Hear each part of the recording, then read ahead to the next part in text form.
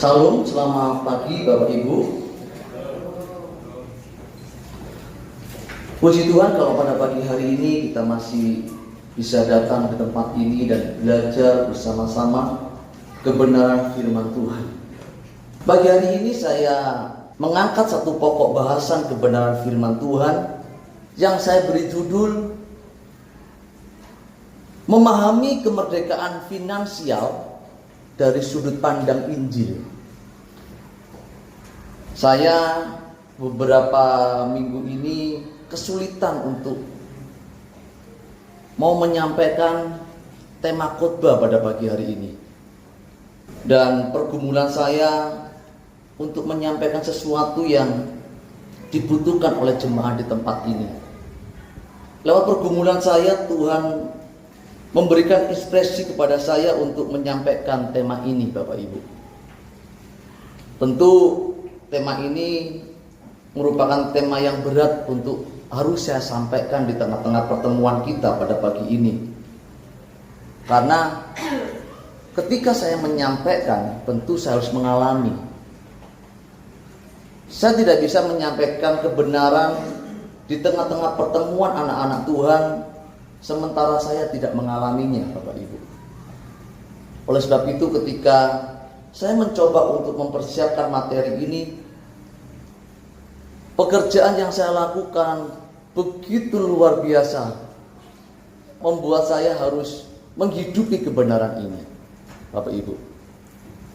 Saya bilang beberapa hari yang lalu sama istri, saya sebetulnya nggak bisa menyampaikan tema ini. Ini terlalu berat. Karena Tuhan harus proses saya lewat tema ini. Saya mengatakan, Tuhan, kalau saya menyampaikan kebenaran ini, maka saya harus menghidupinya. Puji Tuhan, pada pagi hari ini saya dapat melalui setiap persoalan yang saya alami, dan saya memberanikan diri untuk menyampaikan kebenaran ini. Dan saya berharap Bapak Ibu dan saudaraku sekalian dapat menemukan kebenaran lewat pemberitaan firman Tuhan yang akan kita pelajari bersama-sama pada pagi ini. Amin, Bapak Ibu. Memang tidak dapat dipungkiri, Bapak Ibu,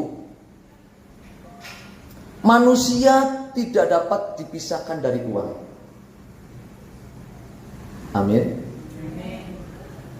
Apalagi di bumi, di tengah masyarakat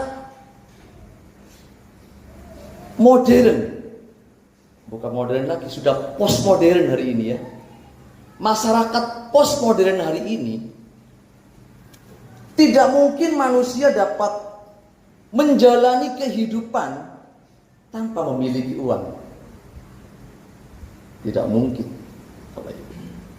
Tetapi Bapak Ibu, sikap kita terhadap uang ini loh sangat penting.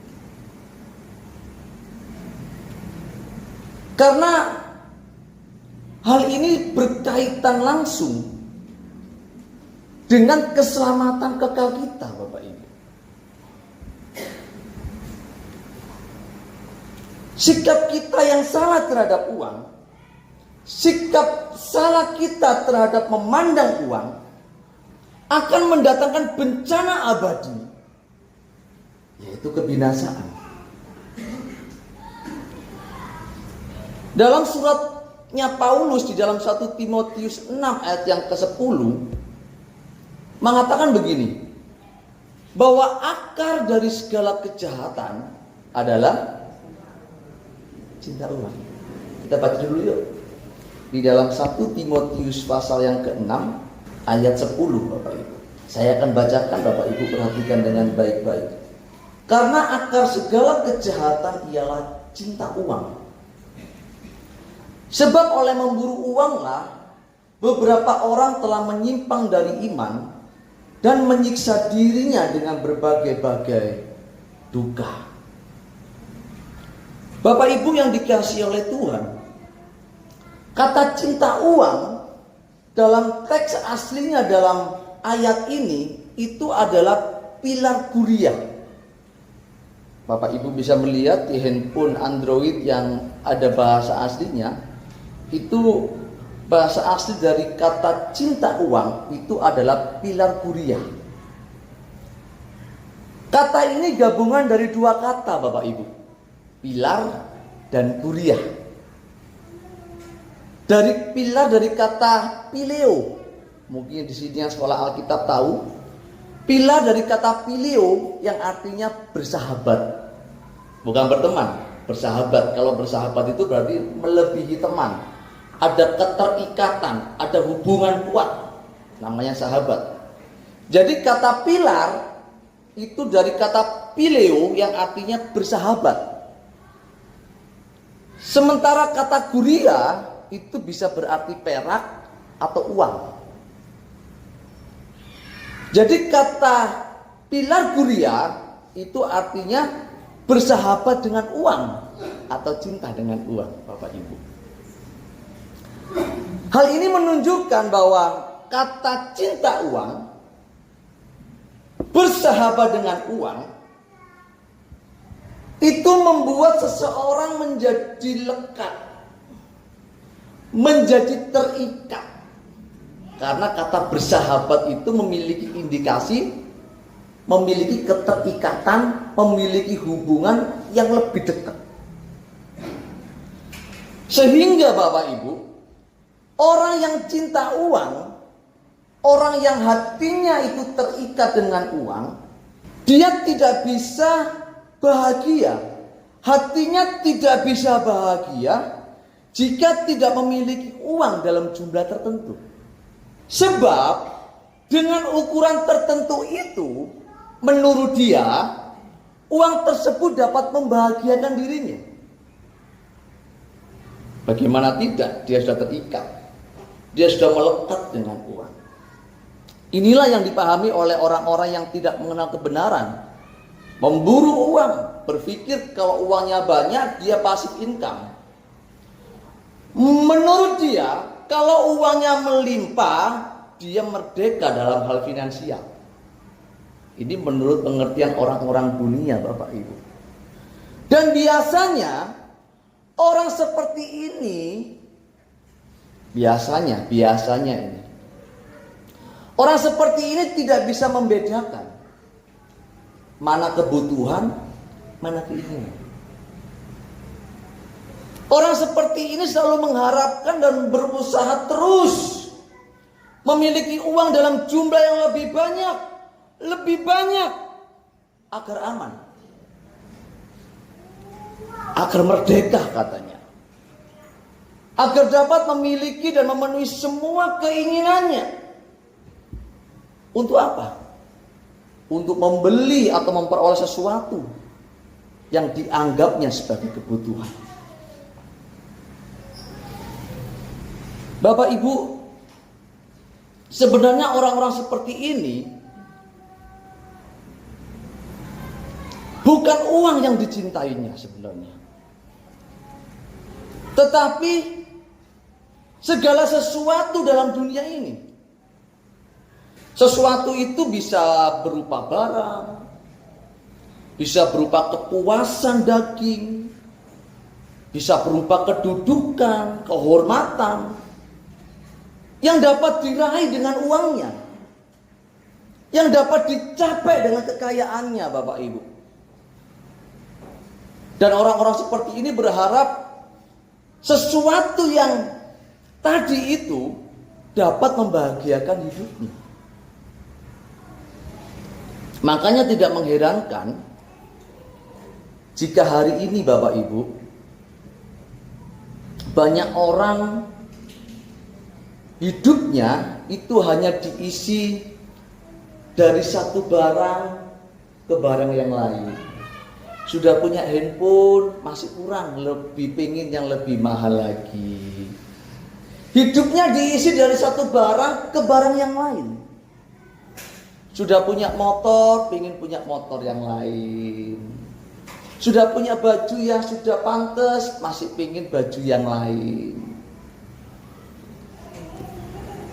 Hidupnya diisi dari kesenangan yang satu dengan kesenangan yang lain, Bapak Ibu. Orang seperti ini tidak dapat dipuaskan. Inilah yang dimaksudkan oleh Alkitab dengan hidup berpesta pora, Bapak Ibu. Sehingga segala kesibukan hidupnya hanya untuk kesenangannya sendiri, tanpa peduli perasaan Tuhan. Maka saya mau katakan begini, orang yang bersahabat dengan uang, orang yang terikat dengan uang, itu pasti jahat. Pasti bengkok hatinya. Dan dunia modern kita hari ini, Bapak Ibu, kalau Bapak Ibu renungkan, Bapak Ibu kalau pagi lagi ketemu Tuhan sendirian, renungkan. Dunia modern kita hari ini telah membentuk manusia menjadi cinta uang. Dan orang-orang yang tidak bersikap benar terhadap uang akan menutup diri dari kebenaran. Makanya firman ini saya sampaikan di tengah-tengah pertemuan kita pada pagi hari ini. Mengajak orang-orang yang mau hidup benar aja. Yang gak mau hidup benar gak apa-apa. Orang-orang yang mencintai uang, orang-orang yang masih mau mengikatkan dirinya dengan kekayaan, dia tidak akan mau bersikap benar dengan kebenaran. Orang-orang seperti ini, Bapak Ibu, menutup dirinya. Ketika firman disampaikan, kebenaran disampaikan, dia mengatakan pendeta ini, pembicara ini sepertinya hidup di surga aja, gak butuh uang. Kalau Bapak Ibu cinta uang, mengikatkan dirinya dengan uang, binasa.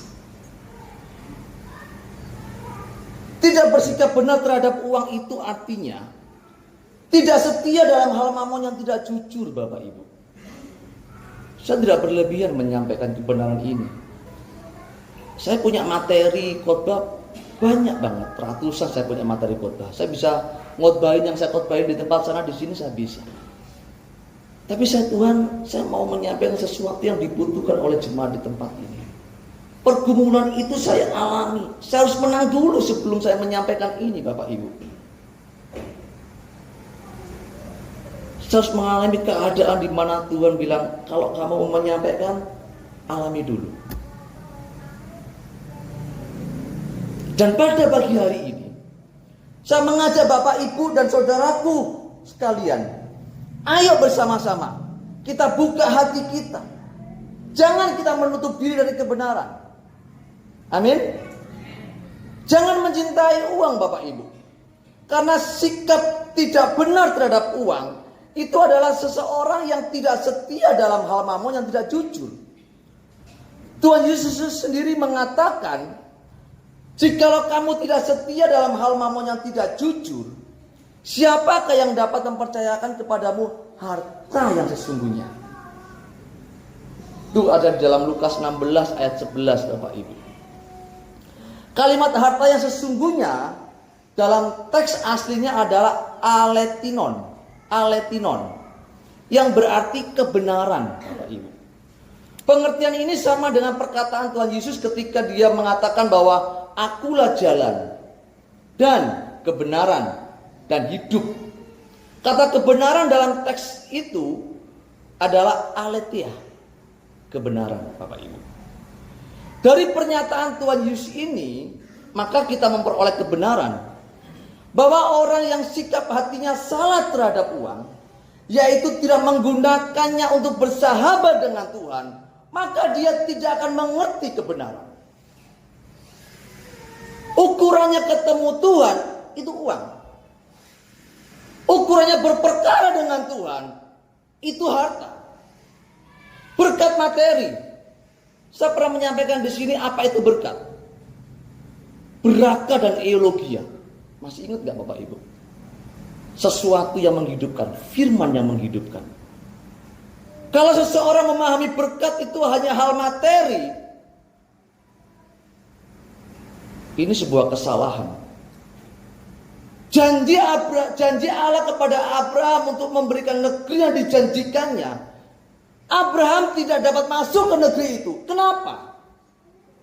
Negeri yang dijanjikan Allah kepada Abraham itu bukan negeri di bumi ini, Bapak Ibu. Abraham hanya melihat dari kejauhan dan melambai-lambai. Dan kalau sampai hari ini dunia mau berakhir, kita tidak mau berubah untuk sepikiran dan perasaan dengan Kristus, percuma kita menjadi orang Kristen. Percuma kita menjadi orang yang masuk gereja dan melayani Tuhan. Makanya Bapak Ibu, ayo deh. Mari kalau kita punya uang, pergunakanlah semuanya itu untuk bersahabat dengan Tuhan. Amin.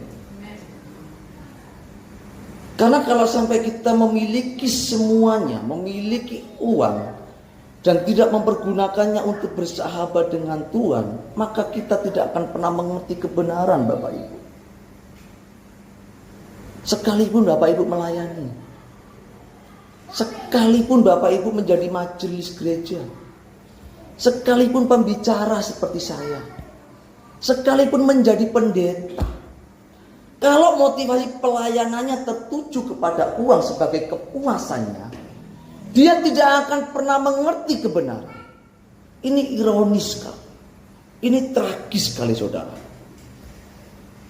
Padahal kebenaran itu satu-satunya solusi untuk memerdekakan seseorang dari dosa. Kalau sampai pelayan Tuhan, pemberita firman, pendeta tidak menerima kebenaran dan tidak mengerti kebenaran, maka secara otomatis dia tidak dapat dimerdekakan dari dosa.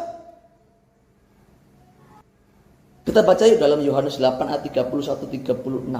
Kebenaran itulah yang dapat memerdekakan kita Bapak Ibu. Demikian firman Tuhan, saya bacakan Bapak Ibu, perhatikan dengan baik-baik. Maka katanya kepada orang-orang Yahudi yang percaya kepadanya, jikalau kamu tetap dalam firman-Ku, kamu benar-benar adalah murid-Ku. Dan kamu akan mengetahui kebenaran. Dan kebenaran itu akan memerdekakan kamu. Jadi kalau seseorang menolak kebenaran, maka dia tidak akan memiliki kemerdekaan. Ayat 33. Jawab mereka, kami adalah keturunan Abraham dan tidak pernah menjadi hamba siapapun. Bagaimana engkau dapat berkata, kamu akan merdeka? Kata Yesus kepada mereka, aku berkata kepadamu, sesungguhnya setiap orang yang berbuat dosa adalah hamba dosa. Siapa di sini yang tidak berdosa, angkat tangannya. Semua kita orang berdosa. Setiap orang yang berbuat dosa adalah hamba dosa. Dan hamba tidak tetap tinggal dalam rumah, tetapi anak tetap tinggal dalam rumah. Jadi apabila anak itu memerdekakan kamu, kamu pun benar-benar merdeka. Tuhan Yesus adalah kebenaran. Dan seseorang yang mengatakan aku percaya kepada Yesus, itu artinya dia harus memberikan dirinya untuk dikendalikan oleh kebenaran. Kalau seseorang mengatakan aku percaya Yesus, tapi tidak nurut dengan apa yang dikatakan Yesus, itu namanya tidak mempercayai. Kalau Bapak Ibu mengatakan Yesus adalah kebenaranku, maka mau tidak mau, suka tidak suka, Bapak Ibu harus meneladani hidupnya sebagai kebenaran. Dan seseorang yang menerimanya itu harus mau masuk dalam proses dibenarkan. Untuk masuk dalam proses pembenaran ini Bapak Ibu, seseorang itu harus mau meninggalkan segala sesuatunya. Kalau tidak meninggalkan segala sesuatu, Lukas 14 ayat 33, tidak dapat menjadi muridnya Tuhan. Jadi kalau seseorang melayani Tuhan, menjadi orang Kristen, dari kecil sampai usia 50 tahun masuk gereja, tapi masih mengikatkan dirinya dengan uang, dengan kekayaan, dengan materi dunia hari ini, maka orang-orang seperti ini adalah orang-orang yang tidak dapat menerima kebenaran. Kalau orang-orang seperti ini tidak menerima kebenaran, itu artinya dia tidak dapat terbebas dari dosa. Dosa dalam teks aslinya apa Bapak Ibu? hamartano atau hamartia. Hamartano atau hamartia. Artinya tidak tepat sasaran, meleset. Itu hamartia. Dengan demikian Bapak Ibu, orang yang tidak memiliki sikap yang benar terhadap uang, yang menolak kebenaran, tidak dapat diselamatkan. Kenapa? Karena perbuatannya, pikirannya, perasaannya selalu meleset. Selalu tidak tepat. Ke gereja sih, ke gereja. Tapi selalu meleset. Melayani sih. Baca Alkitab. Tapi selalu meleset. Orang-orang ini bisa saja merupakan orang yang baik di mata masyarakat, di mata kita. Tapi mereka tidak pernah hidup dalam ketepatan sesuai kehendak Allah. Orang-orang ini juga bisa sebagai pelayan Tuhan, sebagai orang Kristen. Tetapi motivasi pelayanannya untuk kehormatan, untuk uang, untuk ambisinya. Sehingga pelayanan yang digelar dan yang dilakukan selalu meleset. Enggak tepat sasaran. Jauh dari kehendak Tuhan. Coba bayangkan betapa mengerikan keadaan ini Bapak Ibu. Beberapa hari yang lalu saya waktu pelayanan di Kediri, saya dapat WA dari teman saya, Pak Saiful, bener tak? Hamba Tuhan ini mencabuli anak jemaatnya sendiri. Pukul kepala saya. Pukul kepala. Kemudian waktu saya pelayanan ke Nganjuk, ternyata gembala di tempat saya pelayanan itu sahabatnya dia. Gitu. Saya bilang, ngeri juga ya. Ternyata banyak hamba-hamba Tuhan yang berjas, yang berdasi. Ya. Itu kalau dia masih mencintai dunia dipeluk terus nggak mau dilepasin. Dunia putar ke kanan, ikut putar ke kanan. Dunia putar ke kiri, ikut putar ke kiri. Binasa. Kalau Bapak Ibu menjadi anak Tuhan, menjadi orang Kristen, lepaskan dunia ini. Amin. Jangan hanyut olehnya. Sebab begini Bapak Ibu, sesungguhnya panggilan orang percaya itu adalah panggilan untuk hidup dalam ketepatan terhadap kehendak Allah. Bapak Ibu dan saya dipanggil itu untuk hidup dalam ketepatan terhadap kehendak Allah. Bapak Ibu dipanggil bukan untuk menikmati dunia. Dunia akan dihancurkan. Sampai unsur-unsur bumi itu dihancurkan. Terus Bapak Ibu mau mencintainya. Bapak Ibu tidak mau melepaskannya. Ini kalau tidak disampaikan, Bapak Ibu akan tanpa sadar mencintai dunia, kawin dengan dunia, dan tidak diselamatkan. Makanya sikap kita terhadap uang inilah yang menentukan keselamatan kekal kita. Kita dipanggil supaya memiliki ketepatan terhadap kehendak Allah, agar dapat menyelesaikan pekerjaannya. Kita dipanggil supaya mengenakan hidup yang sempurna seperti Bapa di surga yang sempurna. Ini perjuangan Bapak Ibu. Orang yang mengerti kehendak Tuhan, orang yang mau berjuang untuk hidup sempurna, adalah orang yang hidup dalam terang. Orang yang tidak mau nyenggol-nyenggol dengan kegelapan. Kalau Bapak Ibu hidupnya diperuntukkan untuk melakukan kehendak Tuhan dan berjuang supaya mengejar kesempurnaan, maka Bapak Ibu akan berkomitmen dengan teguh untuk tidak hidup dalam kecemaran. Bapak Ibu akan terus berjuang untuk hidup dalam terang. Karena orang-orang yang melakukan kehendak Bapa adalah orang-orang yang selalu hidup dalam terang. Kalau Bapak Ibu menjadi orang Kristen, berbohong masih jalan, pelayanan pun masih jalan, ngentit masih jalan, pelayanan pun masih jalan, itu kejahatan.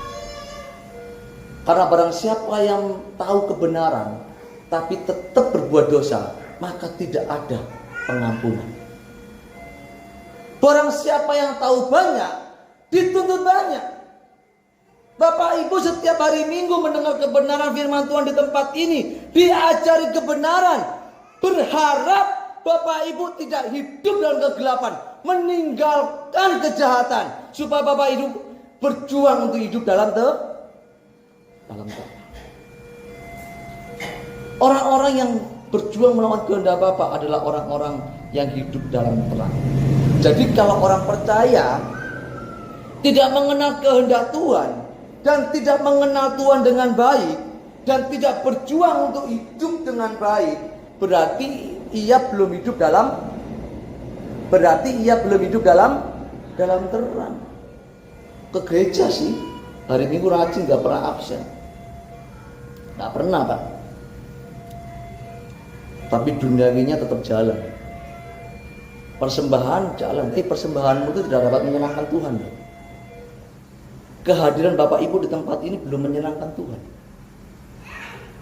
Tuhan baru dapat disenangkan kalau Bapak Ibu berjuang melakukan kehendaknya dan berjuang untuk hidup seperti Dia hidup.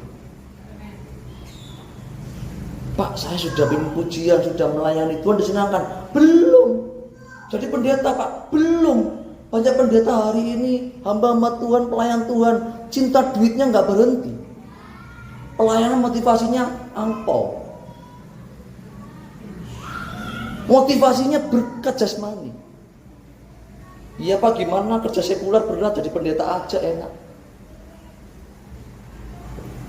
Rusak Bapak Ibu. Orang yang hidup dalam terang melakukan segala sesuatu sesuai dengan keinginan dan komando Tuhan. Saya ulang lagi. Orang yang hidup di dalam terang melakukan segala sesuatu sesuai dengan keinginan dan komando Tuhan. Hidupnya tidak diisi dengan barang yang satu dengan barang yang lain. Hidupnya tidak diisi dengan kesenangan yang satu dengan kesenangan yang lain. Hidupnya diisi melakukan kehendak Bapa, keinginannya, dan ikut komandonya Tuhan. Itulah sebabnya Bapak Ibu, orang percaya harus memiliki pikiran dan perasaan Kristus. Sebab hanya melalui Tuhan Yesus sajalah seseorang bisa mengerti apa itu kehendak Bapa. Kalau pikirannya masih menggunakan pikiran kita terus, perasaan kita terus, pasti yang dipikirin itu pasti duniawi. Perasaannya pasti mudah tersinggung. Perasaannya pingin dihargai, pingin dihormati. Perasaannya itu mudah marah dan sebagainya. Enggak boleh. Kalau Bapak Ibu mau menjadi orang yang hidup dalam terang, Bapak Ibu harus memiliki pikiran dan perasaan Kristus. Berjuang. Tanpa perjuangan Bapak Ibu tidak akan bisa mencapai titik ini. Percaya sama saya.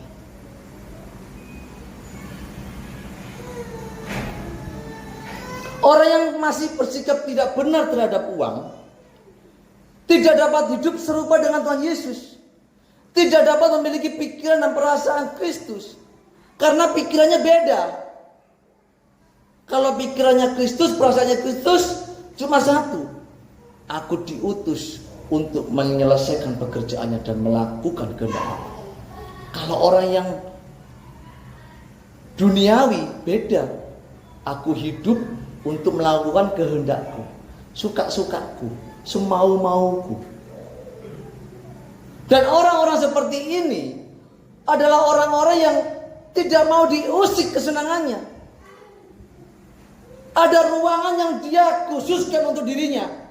Ya Tuhan, ruangannya kecil aja, ruanganku lebih gede. Pelayanan boleh, tapi nggak boleh masuk ke ruangan ini. Dia nggak mau diusik. Kebenaran nggak boleh masuk di sini. Ini areaku, wilayahku. Orang-orang seperti ini Bapak Ibu berbakat binasa. Orang-orang seperti ini adalah orang-orang yang buta terhadap kebenaran. Mereka adalah orang yang berjalan dalam gelap karena tidak mengerti yang Tuhan kehendaki. Sepertinya baik-baik, wajahnya baik-baik aja. sepertinya keluarganya nggak ada masalah. Tapi orang seperti ini kalau dia masih mencintai uang, mengasihi uang, menaruh hatinya di dunia, dia tidak akan pernah dapat mengerti apa yang Tuhan kehendaki. Oleh sebab itu Bapak Ibu, kita harus bersikap benar terhadap uang, agar tidak terjebak dalam percintaan dengan uang, dan tidak menjadi buta terhadap kebenaran. Ayo deh ya. Ayo saya ngajak Bapak Ibu, kita berjuang bersama-sama. Kalau bisa nanti Tuhan datang, semua jemaat di sini ketemu kita di surga. Ya, kita bisa mengadakan ibadah seperti ini lagi, ketemu lagi. Mas Yusuf ketemu lagi. Puji Tuhan, senang ya. Ketemu dengan Bapak Ibu lagi di sana. 70 tahun itu nggak sebanding loh dengan kekekalan. Nggak sebanding. Kalau Bapak Ibu berjuang untuk 70 tahun, 80 tahun, 100 tahun, maksimal usia 120 tahun seperti usia Musa, nggak sebanding kalau dibandingkan dengan kekekalan Bapak Ibu. Berjuangnya dengan saya. Okay? Sikap yang benar adalah menjadikan uang yang sama dengan mamon yang tidak jujur tersebut untuk bersahabat dengan Tuhan. Jadi kalau Bapak Ibu punya uang, punya sesuatu, gunakanlah semuanya itu untuk bersahabat dengan Tuhan. Gak ada yang amin di sini. Saya salah sepertinya Bapak di sini. Gak ada yang bilang amin. Atau masih ngantuk semua. Bapak Ibu paham sampai di sini saya sampaikan? Paham atau bingung? Paham ya? Paham ya?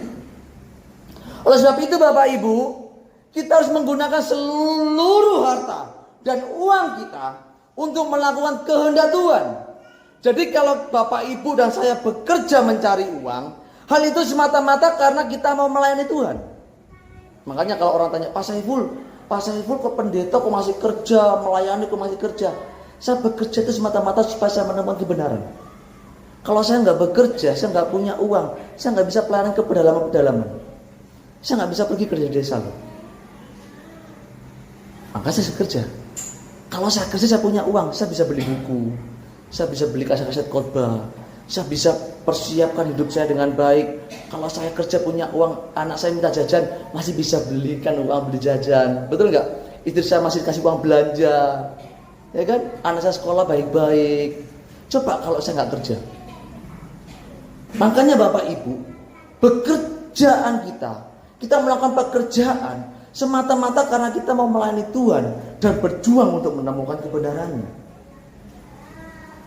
Uang bisa menjadi sarana yang luar biasa Bapak Ibu untuk memenuhi rencana Tuhan, yaitu untuk memberitakan kebenaran bagi banyak orang.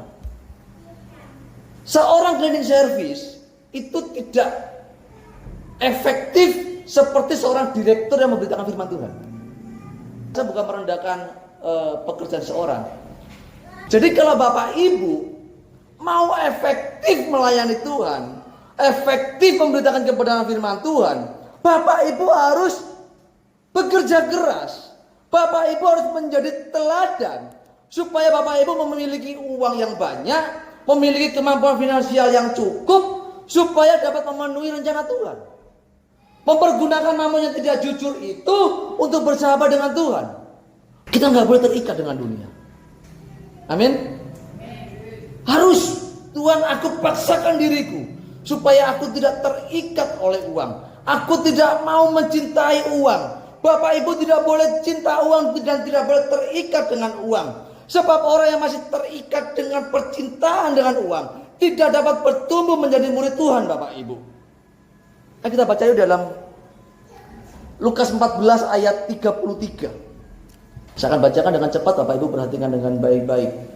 Demikian pula tiap-tiap orang di antara kamu yang tidak melepaskan dirinya dari segala miliknya tidak dapat menjadi muridku, Bapak Ibu. Dalam hal ini kita bisa mengerti mengapa Tuhan mengatakan kamu tidak dapat menjadi muridku kalau kamu masih terikat dengan dunia. Kamu tidak dapat menjadi muridku kalau kamu masih mengikatkan dirimu dengan segala sesuatu yang dunia tawarkan. Kamu harus melepaskannya. Kamu harus terbebas dari semuanya supaya kamu dapat menjadi muridku. Makanya ketika seorang muda datang kepada Tuhan Yesus, dia mengatakan begini, Tuhan, aku mau hidup sempurna. Tuhan bilang begini, oke, benar, serius, yakin mau hidup sempurna. Si pemuda ini bilang gini, ya Tuhan, aku mau hidup sempurna. Oke, yakin ya, adil salaman dulu. Ya, oke, yakin. Jual seluruh hartamu, bagikan kepada orang, ikut aku. Responnya pemuda ini gimana? Di Matius 19. Responnya gimana? Dia pergi dengan, bukan pergi aja loh, dia pergi dengan sedih hatinya. Dia lebih berat dengan uang, dia lebih berat dengan kekayaannya. Dan orang-orang yang tidak bersedia melepaskan segala miliknya, artinya kekayaannya, uangnya, dia akan gagal untuk menjadi murid Tuhan. Orang-orang yang masih mengingkatkan dirinya dengan segala sesuatu di dunia ini, maka dia tidak akan dapat memiliki hidup yang sempurna seperti yang diperintahkan Tuhan untuk kita kenakan.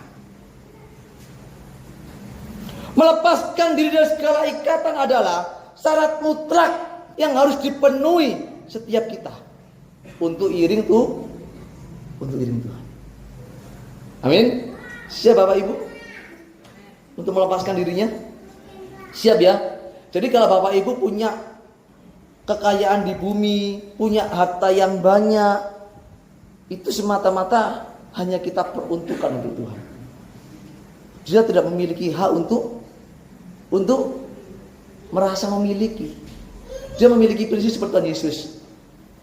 Serigala punya liang, terus burung punya sarang, tetapi dirinya sendiri tidak memiliki tempat untuk meletakkan kepalanya. Jadi kalau Bapak Ibu merasa memiliki semuanya, memiliki uang yang banyak, semuanya ada padanya, itu bukan miliknya. Dia membelanjakan uangnya, membelanjakan kekayaannya, membelanjakan hartanya, ikut komando Tuhan. Memahami perasaannya tuh.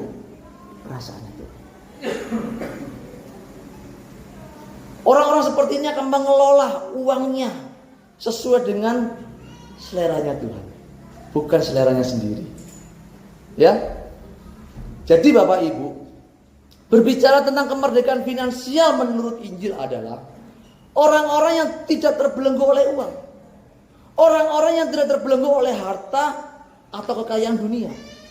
Jadi kalau Bapak Ibu memahami konsep dunia, kemerdekaan finansial adalah memiliki uang yang banyak untuk dihabiskan suka-suka sendiri, itu salah. Kemerdekaan finansial yang diajarkan oleh Injil adalah Bapak Ibu harus terbebas dari keterikatan finansial, keterikatan uang, keterikatan harta. Bapak Ibu harus merdeka. Bapak Ibu harus berjuang supaya tidak terikat oleh apa yang ditawarkan oleh dunia. Sampai sini paham Bapak Ibu? Paham? Jadi begini, pada dasarnya kemerdekaan finansial itu adalah sikap hati yang tidak terikat. Siap nggak terikat? Itu sakitnya bukan di sini tapi di mana-mana sakitnya. Itu kalau nggak dilatih, aduh. Jadi kemerdekaan finansial adalah sikap hati yang tidak terikat dengan uang, di mana kita sudah membedakan antara kebutuhan dan keinginan. Semua kebutuhan kita adalah untuknya. Uang yang kita belanjakan itu tunggu komando Tuhan. Misalnya Bapak Ibu sudah punya handphone 1, cukup nggak handphone 1? Sudah cukup.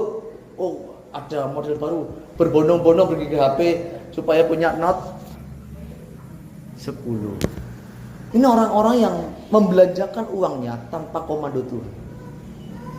Kalau untuk pekerjaan Tuhan aja itu pelitnya luar biasa. Tapi kalau untuk diri sendiri itu suka-sukanya. Siap berjuang dengan saya Bapak Ibu? Orang yang tidak hidup dalam kemerdekaan finansial tidak akan mengerti kebenaran. Bapak Ibu tidak boleh. Bapak Ibu harus merdeka dengan keadaan finansial supaya dapat melayani Tuhan dengan maksimal. Siap berjuang dengan saya? Siapa di sini mau merdeka finansialnya? Mau ya? Jadi yang susah masuk surga itu bukan orang kaya aja. Orang yang miskin cinta uang juga susah masuk surga. Tuhan berkati.